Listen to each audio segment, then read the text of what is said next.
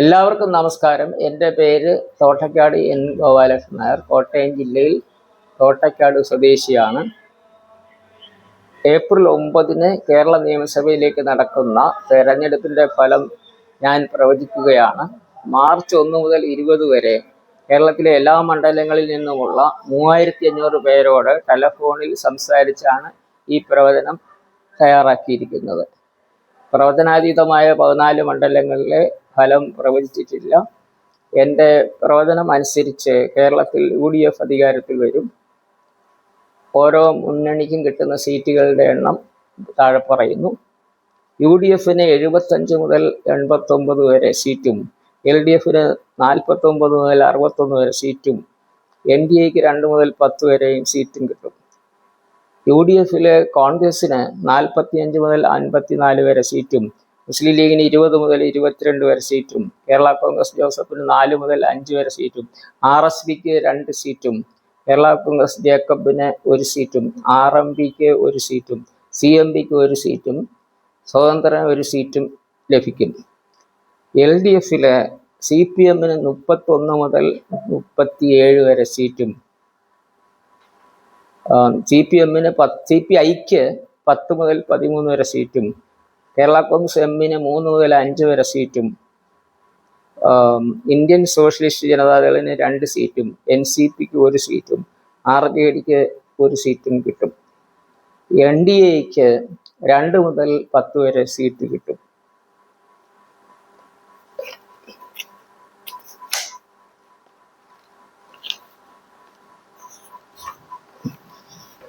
കോൺഗ്രസ് വിജയിക്കുന്ന മണ്ഡലങ്ങൾ: 1 Irikkur Sajeev Joseph, 2 Kannur TO Mohanan, 3 Peravoor Sunny Joseph, 4 Kalpetta T Siddique, 5 Sultan Bathery IC Balakrishnan, 6 Mananthavady Usha Vijayan, 7 Nadapuram KM Abhijith, 8 Koyilandy K Praveenkumar, 9 Nilambur Aryadan Shoukath, 10 Wandoor AP Anilkumar, 11 Ponnani KP Noushad Ali, 12 Thavanur VS Joy, 13 Pattambi TP Shaji, 14 Thrithala BT Balram, 15 Nenmara A Thankappan, 16 Vadakkanchery PN Vaishakh, 17 Chalakudy Saneesh Kumar Joseph, 18 Angamaly Roji M John, 19 Aluva Anwar Sadath, 20 Paravur പ്രതിപക്ഷ നേതാവ് VD Satheesan, 21 Perumbavoor Manoj Moothedan, 22 Vypin Tony Chammany, 23 Kochi Muhammad Shiyas, 24 Tripunithura Deepak Joy, 25 Ernakulam TJ Vinod, 26 Thrikkakara Uma Thomas, 27 Kunnathunad VP Sajeendran, 28 Muvattupuzha Athikkuzhalnadan, 29 Udumbanchola Senapathy Venu, 30 ഈരുമേട് സിറിയക് തോമസ്, 31 കോട്ടയം തിരുവഞ്ചൂർ രാധാകൃഷ്ണൻ, 32 പുതുപ്പള്ളി ചാണ്ടി ഉമ്മൻ, 33 റാന്നി പഴകുളം മധു, 34 Adoor CV Shantakumar, 35 Konni Satheesh Kochuparambil, 36 Aranmula Abin Varkey, 37 Harippad മുൻ പ്രതിപക്ഷ നേതാവ് Ramesh Chennithala, 38 Alappuzha AD Thomas, 39 Karunagappally CR Mahesh, 40 Kundara PC Vishnunath, 41 കൊല്ലം ബിന്ദു കൃഷ്ണ, 42 പത്തനാപുരം ജ്യോതികുമാർ ചാമക്കാല, 43 വർക്കല കഹാർ, 44 വാമനപുരം സുധീർ ഷാ പാലോട്, 45 കോവളം M വിൻസെന്റ്. ഇനി മുസ്ലിം ലീഗ് വിജയിക്കുന്ന സീറ്റുകൾ 20-22 ജയിക്കുന്നത്. അതിൽ 1 Kuttiadi Parakkal Abdulla, 2 Kozhikode south BK Faisal Babu, Kunnamangalam MA Razak, 4 Koduvally PK Firoz, 5 Thiruvambady CK Kasim, 6 Manjeri M Rahmathulla, 7 Kottakkal KK Abid Hussain Thangal, 8 Perinthalmanna Najeeb Kanthapuram, 9 Mankada Manjalamkuzhi Ali, 10 Eranad PK Basheer, 11 Vengara KM Shaji, 12 തിരുവുരങ്ങാടി PMA Sameer, 13 Tirur Kurukkoli Moideen, 14 Tanur PK Nawaz, 15 Malappuram PK Kunhalikutty. 16 Pallikkunnu TV Ibrahim. 18 Kondotty TP Ashraf Ali. 18 Mannarkkad N Shamsuddin. 19 Guruvayur CH Rasheed. 20 Kalamassery V Abdul Gafoor. അടുത്ത കേരള കോൺഗ്രസ് ജോസഫ് ഗ്രൂപ്പ്, അത് 4 സീറ്റിൽ വിജയിക്കും. 1 തൊടുപുഴ അപ്പു ജോൺ ജോസഫ്. 2 കടുത്തുരുത്തി മോൻസ് ജോസഫ്. 3 കോതമംഗലം ഷിബു തെക്കൻപുറം. 4 കുട്ടനാട് റെജി ചെറിയാൻ. RSP 2 സീറ്റിൽ വിജയിക്കും. 1 ചവറ ഷിബു ബേബി ജോൺ. 2 കുന്നത്തൂർ ഉല്ലാസ് കോവൂർ. അടുത്ത് കേരള കോൺഗ്രസ് ജേക്കബ് ഗ്രൂപ്പ് 1 സീറ്റിൽ വിജയിക്കും. അത് പിറവത്ത് അനൂപ് ജേക്കബ് ആയിരിക്കും. RMB 1 സീറ്റ്, അത് വടകരയിൽ KK രമ വിജയിക്കും. CMP തിരുവനന്തപുരം CP ജോൺ വിജയിക്കും. സ്വതന്ത്രൻ ഒരാൾ വിജയിക്കും. അമ്പലപ്പുഴയിൽ G സുധാകരൻ വിജയിക്കും. ഇനി BJP 2 സീറ്റുകളിൽ വിജയിക്കും. 1 നേമം രാജീവ് ചന്ദ്രശേഖർ. 2 പാലക്കാട് ശോഭ സുരേന്ദ്രൻ. ഇനി CPM വിജയിക്കുന്ന മണ്ഡലങ്ങൾ: 1 Trikaripur VPP Mustafa. 2 Payyanur TA Madhusoodanan. 3 Kalliasseri M Vijin. 4 Dharmadam മുഖ്യമന്ത്രി Pinarayi Vijayan. 5 Thalassery Karayi Rajan. 6 Mattannur VK Sanoj. 7 Perambra TP Ramakrishnan. 8 Balussery KM Sachin.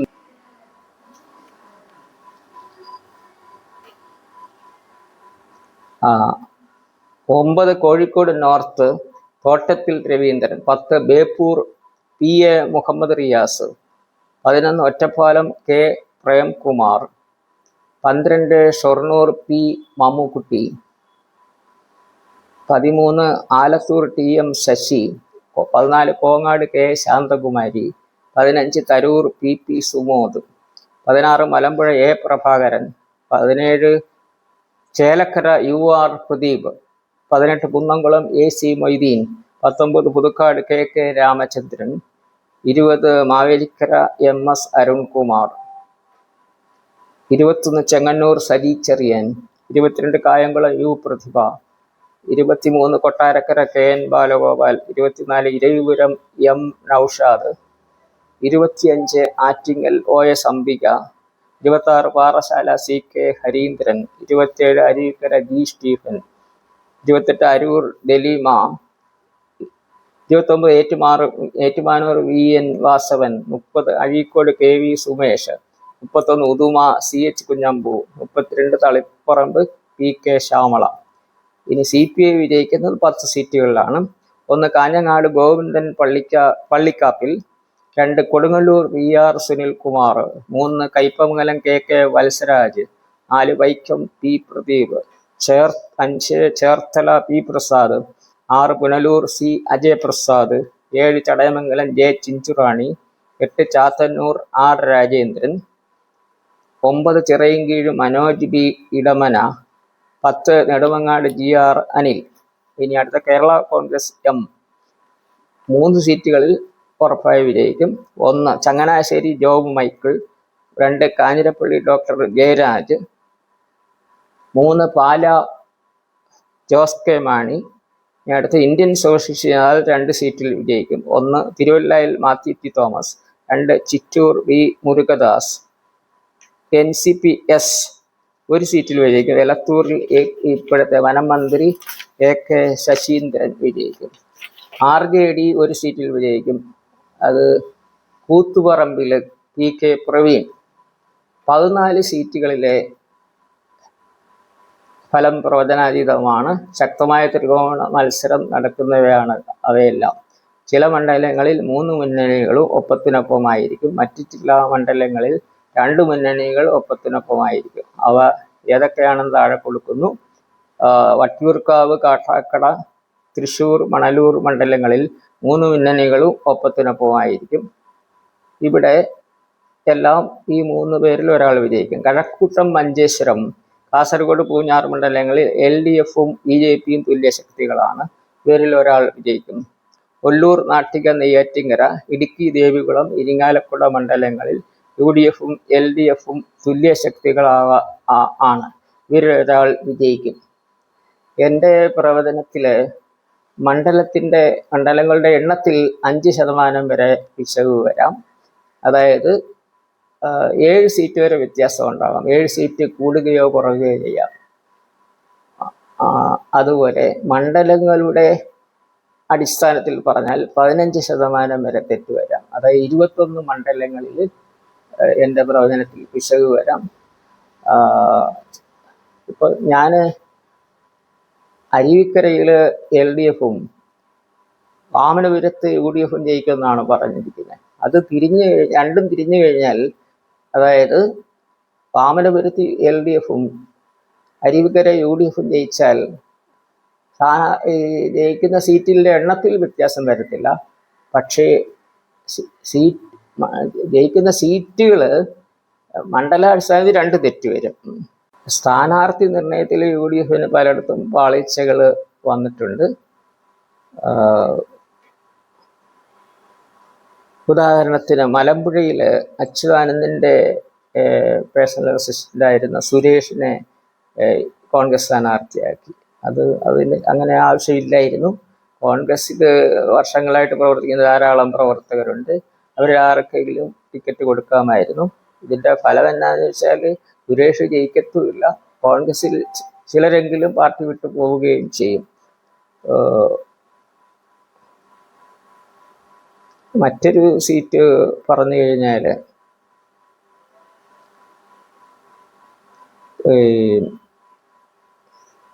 Poonjar സീറ്റിൽ കോൺഗ്രസിൻ്റെ സ്ഥാനാർത്ഥി അവിടെ അങ്ങനെ അറിയപ്പെടുന്ന ആളല്ല. വേറൊരു സ്ഥാനാർത്ഥിയായിരുന്നെങ്കിൽ കുറച്ചുകൂടെ ജയിക്കാനായിട്ട് സാധ്യത കൂടുമായിരുന്നു. കാഞ്ഞിരപ്പള്ളി സീറ്റിലും കോൺഗ്രസ് സ്ഥാനാർത്ഥി അത്ര അറിയപ്പെടുന്ന ആളല്ല മണ്ഡലത്തിൽ പോലെ. അതും വേറെ ഒരാൾ കുറെ കൂടെ അറിയപ്പെടുന്ന ആളിനെ നിർത്താമായിരുന്നു. നിർത്തിയിരുന്നെങ്കിൽ വിജയ സാധ്യത കൂടുമായിരുന്നു.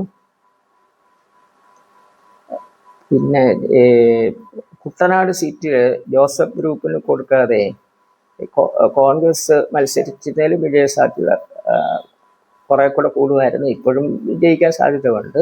അതുപോലെ തിരുവല്ല സീറ്റ് ഇപ്പോൾ കേരള കോൺഗ്രസ് ജോസഫ് ഗ്രൂപ്പിനാണ് കൊടുത്തിരിക്കുന്നത്. അത് വിജയിക്കില്ല. അത് ഒരു കോൺഗ്രസ് സ്ഥാനാർത്ഥിയെ നിർത്തിയിരുന്നെങ്കിൽ അവിടെ വിജയിച്ചേന്. പിന്നെ അതുപോലെ തന്നെ ഈ ആറ്റിങ്ങൽ സീറ്റ് RSPക്കാണ് കൊടുത്തിരിക്കുന്നത്. അപ്പം അതും കോൺഗ്രസ് സ്ഥാനാർത്ഥിയായിരുന്നെ കുറച്ചുകൂടെ വോട്ട് കിട്ടിയതിന്. ഈ വിജയിച്ചില്ലെങ്കിൽ പോലും വോട്ട് ഒരു 5% കൂടുതൽ കിട്ടിയേനെ. പിന്നെ അത് കഴിഞ്ഞ് പറയാനുള്ളത്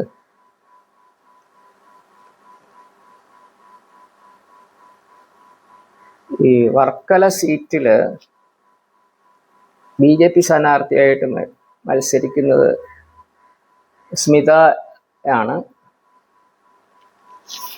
സ്മിത സുന്ദരേശൻ എന്ന് പറയും. അവര് CPM നേതാവ് സുന്ദരേശൻ്റെ മകളാണ്. അതുകൊണ്ട് CPMൻ്റെ ഒരു 5000 വോട്ടെങ്കിലും സ്മിത സുന്ദരേശന് കിട്ടും. ഞാൻ നേരത്തെ വിചാരിച്ചിരുന്നത് അവിടെ LDF വിജയിക്കുമെന്നാണ്. ഈ സ്മിത സുന്ദരേശൻ BJP സ്ഥാനാർത്ഥിയായതുകൊണ്ട് അവിടെ വർക്കല കഹാർ വിജയിക്കും. അതുപോലെ അടൂരല്ല കോന്നിയിൽ മുഖ്യമന്ത്രി പിണറായി വിജയൻ കോന്നിയിൽ ചെന്ന് തെരഞ്ഞെടുപ്പ് പ്രചരണത്തിൽ പ്രസംഗിച്ചപ്പോൾ ഒരു സഖാവ് ഒരു CMA ഒരു ചോദ്യം എന്ന് പറഞ്ഞപ്പോൾ നിന്റെ വീട്ടിൽ പോയി ചോദിക്കാൻ പറഞ്ഞു. അത് കാരണം കോന്നിയിൽ LDFിൻ്റെ വിജയ സാധ്യത ഇല്ലാതായി.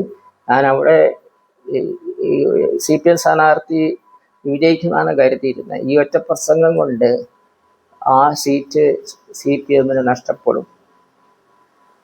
CPM പ്രവർത്തകർക്കിടയ്ക്ക് മുഖ്യമന്ത്രിയോട് എതിർപ്പ് വന്നിട്ടുണ്ട്. അത് വോട്ടിങ്ങിൽ പ്രതിഫലിക്കും.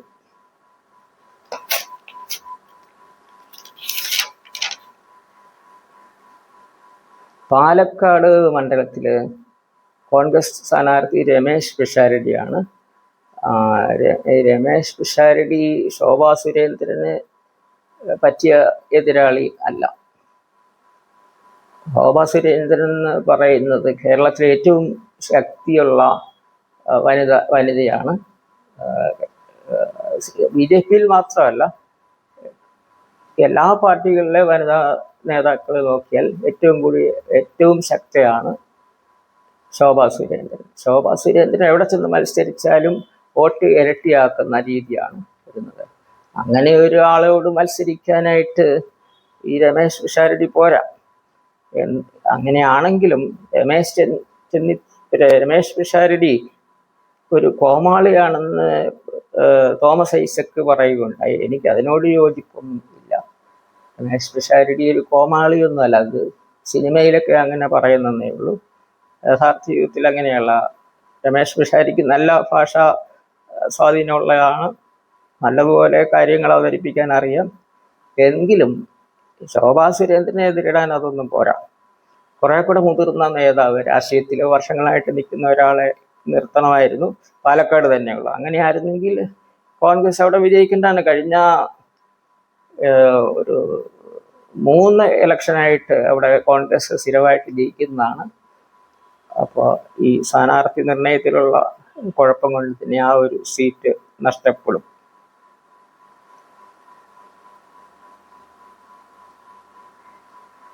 പിന്നെ ഈ LDF പരാജയത്തിന് പല കാരണങ്ങളുണ്ട്. ഒന്ന്, ഈ ഭരണവിരുദ്ധ വികാരം തന്നെയാണ് പ്രധാന കാരണം.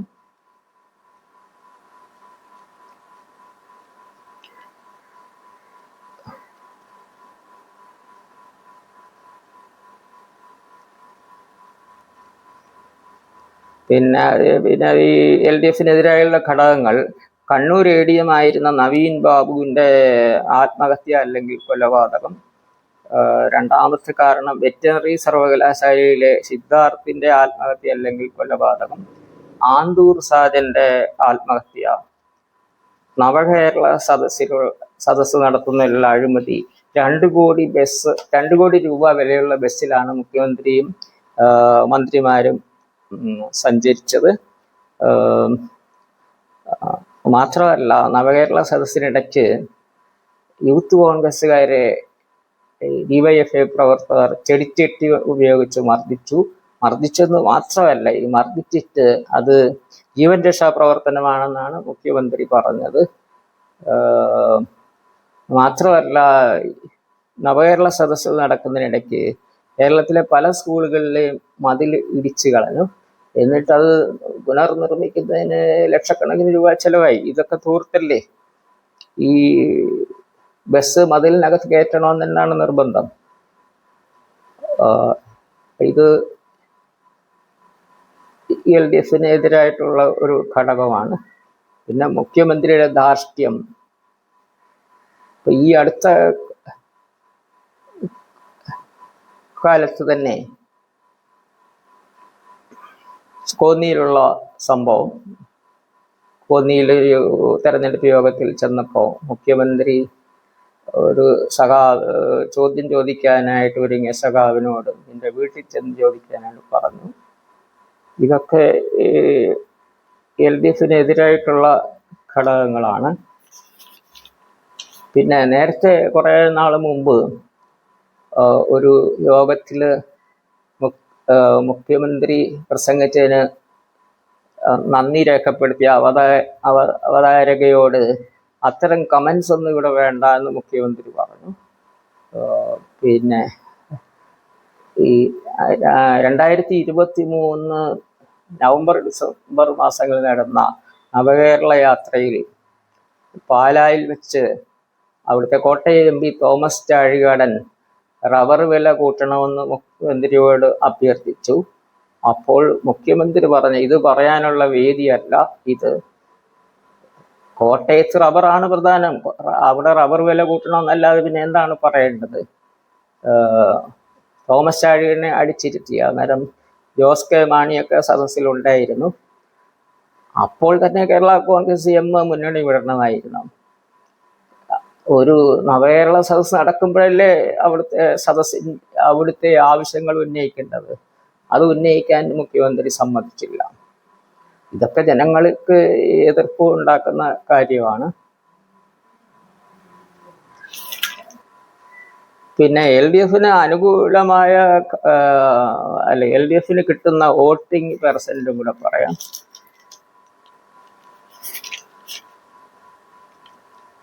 എൽ ഡി എഫിന് ഇത്തവണ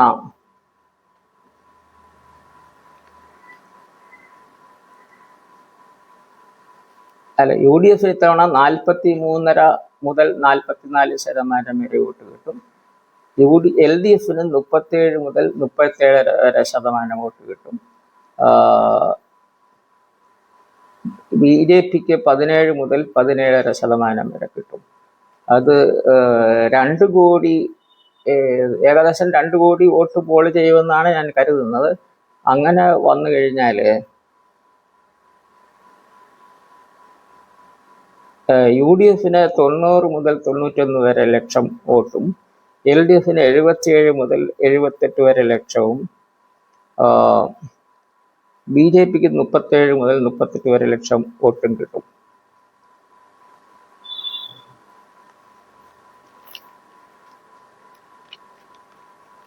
(2024) ലോക്സഭാ തെരഞ്ഞെടുപ്പിൽ യു ഡി എഫിന് 46.22%, എൽ ഡി എഫിന് 34.63% വോട്ടുമാണ് കിട്ടിയത്.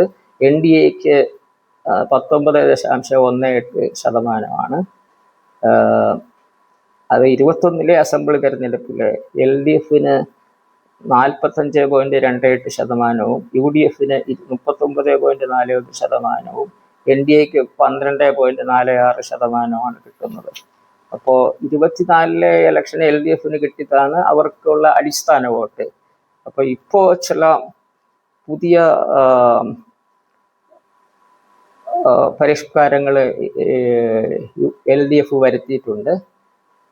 ഉദാഹരണത്തിന് 35 മുതൽ 60 വയസ്സ് വരെയുള്ള വനിതകൾക്ക്, വരുമാനമില്ലാത്ത വനിതകൾക്കെല്ലാം മാസം തോറും 1000 രൂപ പെൻഷൻ കൊടുക്കുന്ന ഒരു പദ്ധതി തയ്യാറാക്കിയിട്ടുണ്ട്. അത് എൽ ഡി എഫിന് ഗുണം ചെയ്യും. മറ്റൊന്ന്, PSC പരീക്ഷകൾക്ക് എഴുതാനുള്ള ഉയർന്ന പ്രായപരിധി 36 നിന്ന് 40 ആക്കി. ഇത് ലക്ഷക്കണക്കിന് ആളുകൾക്ക് പ്രയോജനം ചെയ്യുന്ന കാര്യമാണ്. ഇത് എൽ ഡി എഫിന് അനുകൂലമായ ഘടകമാണ്. അതുപോലെ J B Koshy commission report നടപ്പിലാക്കാൻ 2026 ഫെബ്രുവരിയിൽ സർക്കാർ തീരുമാനിച്ചിട്ടുണ്ട്. ഇതിനനുസരിച്ച് ലത്തീൻ കത്തോലിക്കർക്ക് ജാതി സർട്ടിഫിക്കറ്റ് ലഭിക്കുന്നതിന് മുമ്പുണ്ടായിരുന്ന 1947 മുമ്പുള്ള രേഖകൾ ഹാജരാക്കണം എന്ന നിബന്ധന ഒഴിവാക്കി. ബിഷപ്പുമാർ നൽകുന്ന സർട്ടിഫിക്കറ്റുകൾ ജാതി തെളിയിക്കുന്നതിനുള്ള രേഖകളായി പരിഗണിക്കാൻ സർക്കാർ തീരുമാനിച്ചു. പിന്നെ അതുകൂടാതെ മറ്റൊരു അനുകൂലമായിട്ടുള്ള കാര്യം, എൽ ഡി എഫിന് അനുകൂലമായിട്ടുള്ളത്, ഭിന്നശേഷി സംവരണം നടപ്പിലാക്കാൻ സ്കൂൾ മാനേജ്മെന്റുകൾ തയ്യാറാകാത്തതിനെ തുടർന്ന് 2018-21 കാലയളവിൽ നിയമിക്കപ്പെട്ട 5000-ലധികം അധ്യാപകർക്ക് ശമ്പളമോ നിയമനാംഗീകാരമോ ലഭിച്ചില്ല.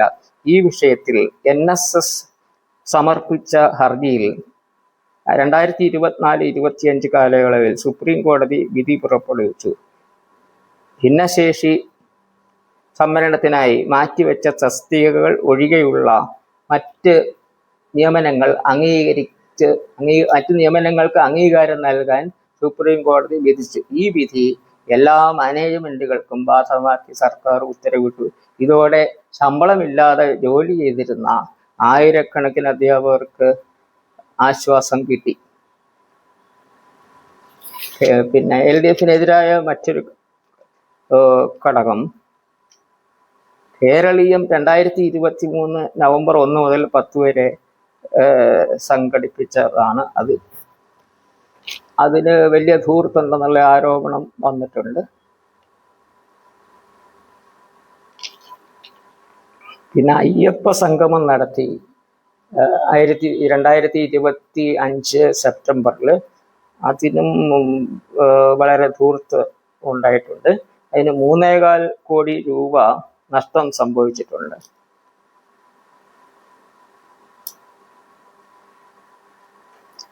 പിന്നെ അവർക്ക് LDF അനുകൂലമായിട്ടുള്ളത് ആർട്സ് ആൻഡ് സയൻസ് കോളേജുകളിൽ ബിരുദ പഠനം സൗജന്യമാക്കി. ആശമാർക്ക് പ്രതിമാസ വേതനം 1000 രൂപ വർദ്ധിപ്പിച്ചു. അങ്കണവാടി വർക്കർമാർക്ക് 1000 രൂപ വർധനവ് അനുവദിച്ചിട്ടുണ്ട്.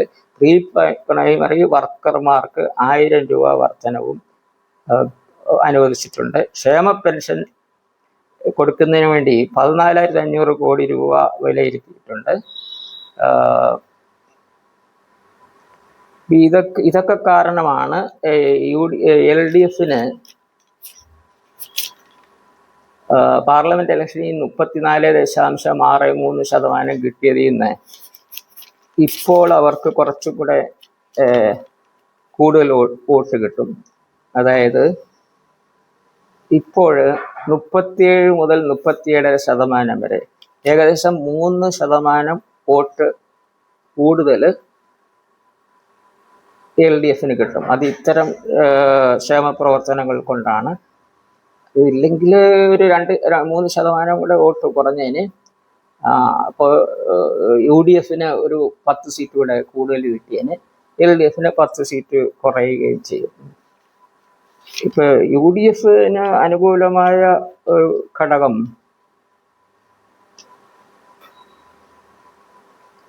UDF സ്ത്രീകൾക്ക് ബസ്സുകളിൽ സൗജന്യ യാത്ര വാഗ്ദാനം ചെയ്തിട്ടുണ്ട്. എന്നാലും അവർക്ക് ഭരണമില്ലാതെ ഇല്ലാത്തപ്പോൾ വെറുതെ വാഗ്ദാനം കൊടുത്തു കഴിയുമ്പോൾ ജനങ്ങളെ വിശ്വസിക്കത്തില്ല. LDFുകാർ ആണെങ്കിൽ സ്ത്രീകൾക്ക് ഇപ്പോൾ 35 മുതൽ 60 വയസ്സ് വരെയുള്ള അനേകം സ്ത്രീകൾക്ക് പ്രതിമാസം 1000 രൂപ വെച്ച് കൊടുത്തിട്ടുണ്ട്. ഈ തെരഞ്ഞെടുപ്പ് കഴിയുമ്പോൾ അത് കിട്ടാൻ പോകുന്നില്ല. പക്ഷെ അതിപ്പോൾ ആരും ഇപ്പോഴേ അവർക്ക് പറയാൻ പറ്റത്തില്ലല്ലോ. ഇപ്പം ഈ കൊടുത്തിരിക്കുന്ന ആനുകൂല്യങ്ങൾ കോൺഗ്രസ് സർക്കാർ വന്നാൽ അവർ കൊടുക്കേണ്ടി വരും, അവരുടെ തലയിൽ വരും. ഇവർക്ക് LDFന് ഭരണം കിട്ടുകയില്ല എന്ന് അറിഞ്ഞുകൊണ്ട് ആണ് ഇത് ചെയ്തിരിക്കുന്നത്. UDFന്റെ തലയിൽ വെക്കാൻ വേണ്ടിയിട്ടാണ് ഇങ്ങനെ ചെയ്തിരിക്കുന്നത്.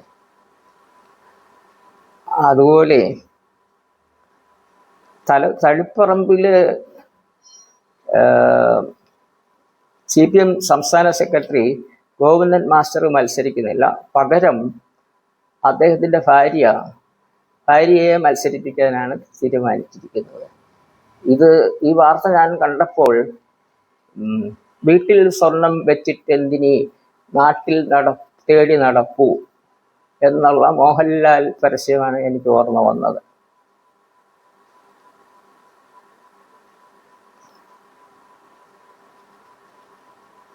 ഈ സഖാക്കൾ തന്നെ ഇനി തുടർ ഭരണം കിട്ടണ്ട എന്നുള്ള ആഗ്രഹമുള്ളവരാണ്. തുടർ ഭരണം കിട്ടിക്കഴിഞ്ഞാൽ ഈ CPM തീരെ നശിച്ചു പോകുമെന്നാണ് അവർ കരുതുന്നത്. അത് പല എഴുത്തുകാരും ഇങ്ങനെയൊക്കെ പറഞ്ഞിട്ടുണ്ട്.